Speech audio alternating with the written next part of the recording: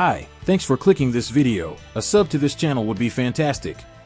Samsung has finally announced the Pro version of Samsung Galaxy Tab Active 5 with a bigger display and bigger chassis. In today's video, I will be comparing the rugged tablet with its predecessor, the Samsung Galaxy Tab Active 5, to see the changes they have made to the new tab.